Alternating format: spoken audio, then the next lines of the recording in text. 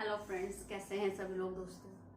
दोस्तों आज का क्लास हमारा DED SE IDD first year से रहेगा। DED SE IDD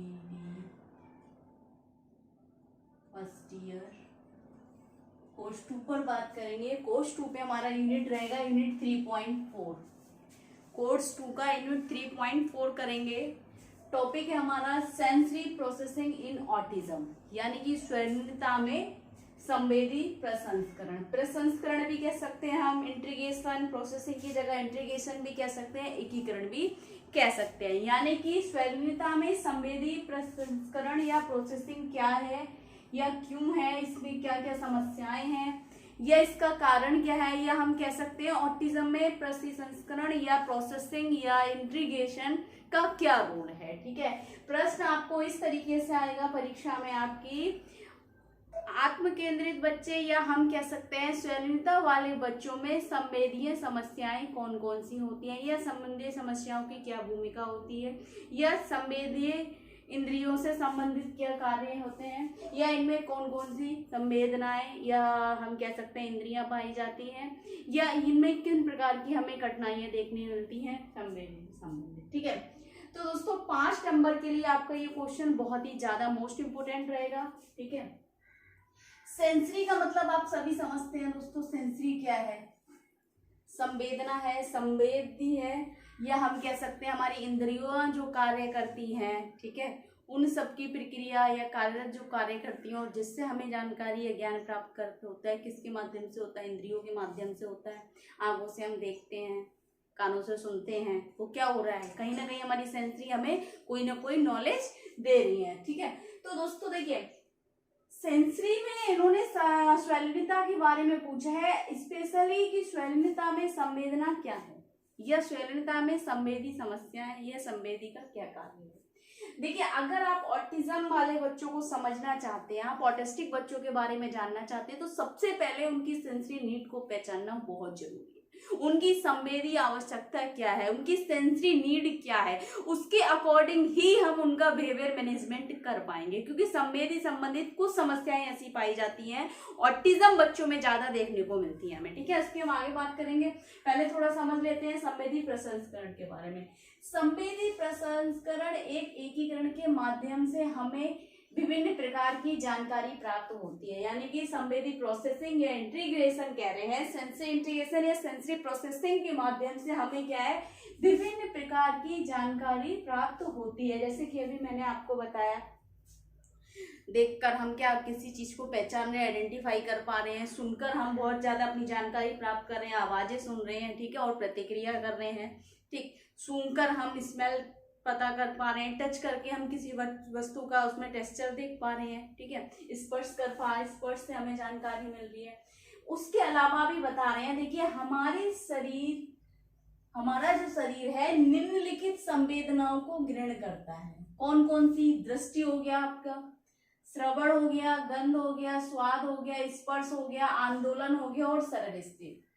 देखिए, हमने अब तक 5 प्रकार की इंद्रियों के बारे में जाना था, यह संवेदनाओं के बारे में, संवेदी के बारे में जाना था। कौन कौन सी? एक तो दृष्टि हो गया, आंखों से देखकर हम, श्रवण सुनकर, कानों से, गंध अपने नाक के द्वारा, स्वाद जीभ के द्वारा, स्पर्श छूकर हम उसको देखते हैं। आंदोलन मतलब हो गया हमारा वेस्टिबुलर, ये एक ऐसी इंद्रिय है, आपने 5 इंद्रियों के बारे में पढ़ा है ना हमेशा, लेकिन 2 और हैं इसके अलावा।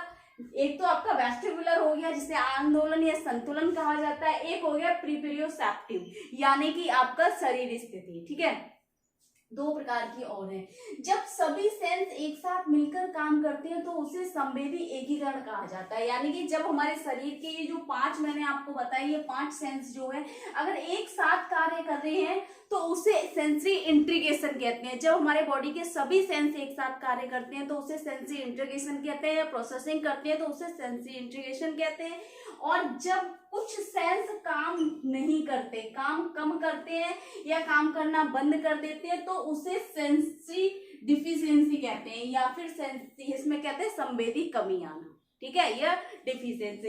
एक नंबर पे प्रश्न आ सकता है, जब हमारे सभी सेंस मिलकर कार्य करते हैं तो उस प्रक्रिया को क्या कहा जाता है, सेंसरी इंटीग्रेशन कहा जाता है। और जब हमारे सेंस काम नहीं करते हैं या कुछ कम करते हैं तो उसे सेंसरी डिफिशियंस कहा जाता है। ठीक है, ध्यान रखना इस चीज को, एक नंबर में आपको क्वेश्चन आ सकता है। ठीक है, सुनने, देखने, छूने और चखने और सूंघने के अलावा 2 इंद्रियां और हैं, जैसे कि मैंने आपको बताया अभी, वेस्टिबुलर जिससे संतुलन।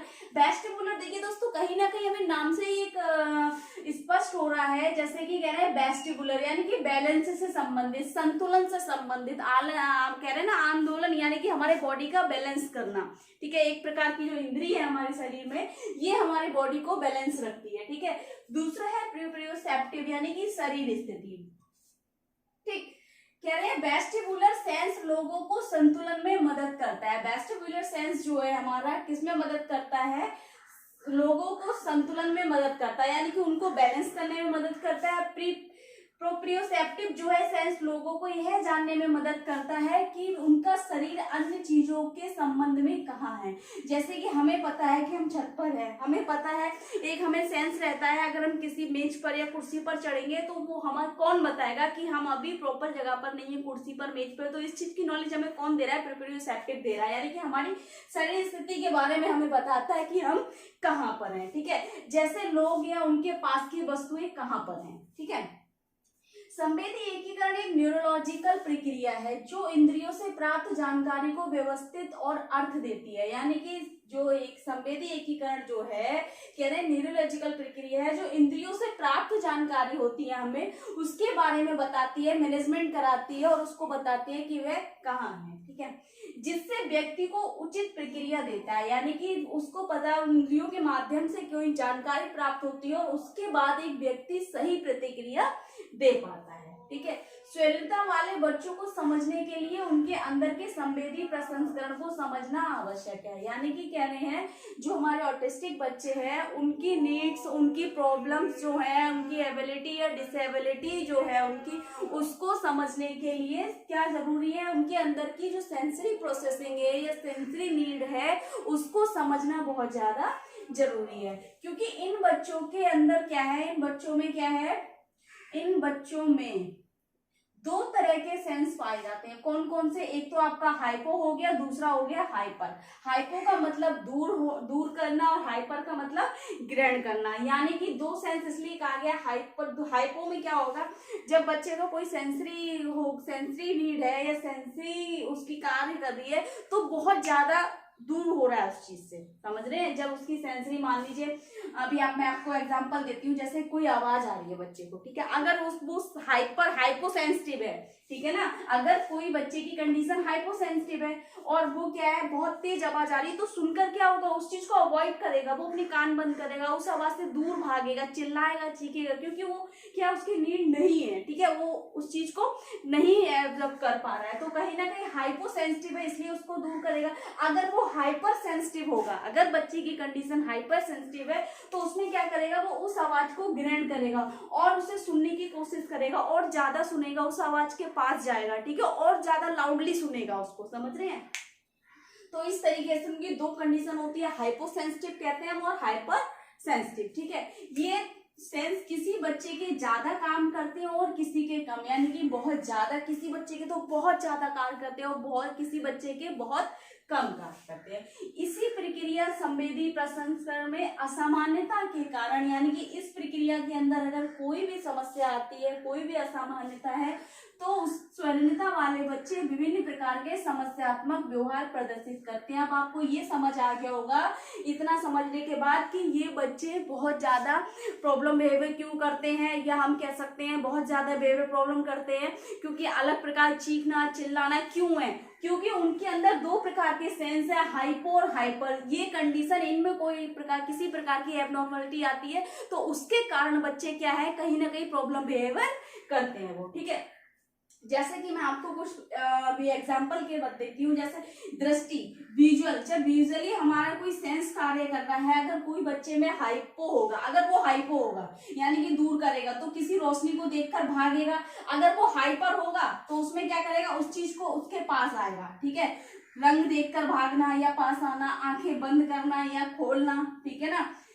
झपकते रहना, आंखों को झपकना रोशनी देखकर, खुश होना बहुत ज्यादा, या रोना अगर हाइपो होगा, चिल्लाना हाइपो होगा, घूरना अगर हाइपर होगा तो उसको घूरेगा। ठीक है, अब श्रवण देख लीजिए, ऑडिटरी अगर सेंसरी उसका जो कार्य कर रहा है, हाइपो और हाइपर में क्या होगा, अगर बच्चा हाइपो है, ठीक है ना, अगर दूर कर रहा है तो आवाज सुनकर भागेगा, हाइपर होगा तो उसके पास आएगा, कूदना, मारना, ठीक है, हिलना, अगर हाइपो होगा, वो हाइपर होगा तो हिलेगा, उसको आनंद लेगा उसके साथ, ठीक है, एंजॉय करेगा, कान बंद करेगा अगर वो हाइपर होगा, सुनता रहेगा अगर वो हाइपर होगा, खुश होगा हाइपर होगा, रोना अगर हाइपर होगा तो वो रोगा उसको सुनकर, ठीक है, चीखना अगर हाइपो होगा। इस प्रकार के हमें कहीं ना कहीं बिहेवियर देखने को मिलते हैं। हम कहते हैं ना ऑटिस्टिक बच्चा है, ये क्यों ऐसे कर रहा है, तो कहीं ना कहीं उसका इन्वॉल्वमेंट जो मैनेजमेंट है उसका, इस वजह से वो कर रहा है, उसकी नीड के अकॉर्डिंग हमें मैनेजमेंट करना पड़ता है। ठीक है, अगर स्मेल से ले लीजिए, ठीक है, किसी गंध को सूंघते रहना, ठीक है, या हटना, उससे भागना, या बहुत ज्यादा ग्रहण करना, या उसी का उपयोग करते रहना, जैसे किसी परफ्यूम का या किसी आप फेविकॉल का, हमने देखा है बहुत सारे बच्चे, मैंने प्रैक्टिकल किया है बच्चों के साथ, 5 साल काम किया ऑटिस्टिक बच्चों के साथ, तो उन बच्चों को क्या है, फेविकॉल का जो स्मेल आता है ना, आपका ग्लू जो होता है उसका स्मेल बहुत ज्यादा बच्चे पसंद करते हैं। मैंने देखा है जो हाइपर सेंसिटिव होते हैं वे बच्चे उसको बहुत ज्यादा पसंद करते हैं और बार बार उसको पेस्ट करते रहते हैं अपने हाथों पर। ठीक है, टेस्ट में ले लीजिए, ज्यादा उसको खाना, अगर कोई टेस्ट उसको ज्यादा अच्छा लग रहा है तो केवल उसी को ही खाएगा या उसको बिल्कुल खाना पसंद नहीं करेगा। ठीक है, टच को ले लीजिए, टैक्टाइल पे देख लीजिए, हाथ फेरता रहेगा किसी चीज पे, हम देखते हैं ना कि बच्चे ऐसे ऐसे करते रहते हैं, उनको अच्छा लग रहा है ये टच, ये किसी चीज से इस तरीके से करते रहते हैं। ठीक है, नोचते रहते हैं अपने आप को, क्यों नोचते हैं, क्योंकि उनकी नीड है, सेंसरी नीड है उनकी, बहुत ज्यादा हाइपो नीड है उनकी, हाइपर सेंसिटिव है, इसलिए वो उसको नोचना पसंद करते हैं, काटना पसंद करते हैं अपने आप को। जब उनके दांतों में बहुत ज्यादा हाइपोसेंसिटिव होते हैं तब वो काटते हैं, किसी चीज को काटते हैं, बहुत ज्यादा हार्ड चीज को काटना पसंद करते हैं ताकि उनकी नीड फुलफिल हो सके।